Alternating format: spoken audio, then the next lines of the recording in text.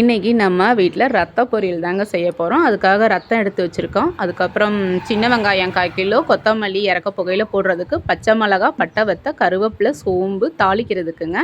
இஞ்சி வெள்ளைப்பூடு தட்டி எடுத்து வச்சுருக்கேன். அதுக்கப்புறம் ஜீரகம் இறக்க புகையில் போட சுத்தமான நல்லெண்ணெய். இவ்வளோ தாங்க இதோட ப்ராசஸிங். இதுக்கப்புறம் பார்த்திங்கன்னா இரும்பு கடாயில் தாங்க செய்ய போகிறோம். இரும்பு கடாயில் ரத்தம் செய்கிறப்போ அயன் கண்டென்ட் நல்லா எடுத்து கொடுக்கும். நல்லா எண்ணெய் காஞ்சதுக்கப்புறம் நம்ம தாளிப்புக்கு எடுத்து வச்சுருந்த நல்லா போட்டுட்டு அது நல்லா பொரிஞ்சு வந்தோடனையும் இந்த இஞ்சி பூடையும் போட்டு நல்லா தாளிச்சிடணுங்க. இப்போ நம்ம சின்ன வெங்காயத்தை தாங்க எடுத்து தாளிக்கணும். நல்லா இது வதங்கி வரணும். ரத்த பொரியலுக்கு எவ்வளோக்கு எவ்வளோ நீங்கள் சின்ன வெங்காயம் போடுறீங்களோ அந்த அளவுக்கு டேஸ்ட்டு அல்டிமேட்டாக இருக்கும். இந்த ரத்தம் க்ளீன் பண்ணுறதே பார்த்தீங்கன்னா அந்த ப்ராசஸிங் சூப்பராக இருக்கும்.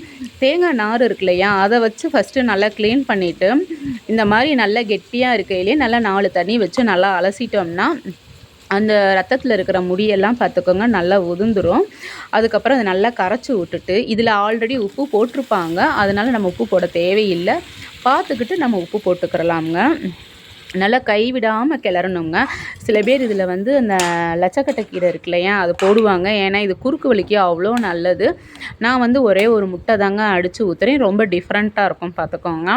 நல்லா டேஸ்ட்டும் கொடுக்கும். இப்போ ஆளுக அதிகமாக இருக்கிற வீட்டில் நீங்கள் ரத்தம் எடுக்கிறீங்க கொஞ்சம் பத்தலை அப்படின்ற பட்சத்தில் இது போடலாம். டேஸ்ட்டுக்கோசரமும் இது போடலாங்க. ரொம்பவே நல்லாயிருக்கும். கைவிடாமல் கிளறப்போ கொஞ்சம் போல் இதில் இறக்க புகையில் ஜீரகம் தாங்க நுணுக்கி போட்டிருக்கேன் நான். எனக்கு சட்டி குழல பார்த்துக்கோங்க. இப்போ கொஞ்சம் கொத்தமல்லி தான் போட்டிருக்கேன். அதனால் நான் வேறு பாத்திரத்துக்கு நான் மாற்றிட்டேங்க. இது காலையில் வெறும் வயிற்றில் சாப்பிடணும் பார்த்துக்கோங்க. இந்த கெடா வெட்டு ஃபங்க்ஷன்லாம் பந்திக்காரவங்க என்ன பண்ணுவாங்கன்னா ஆட்டு ரத்தம் தாங்க ஃபஸ்ட்டு கொடுப்பாங்க. ரொம்ப டேஸ்ட்டாக இருக்கும். ஒரு டைம் செஞ்சு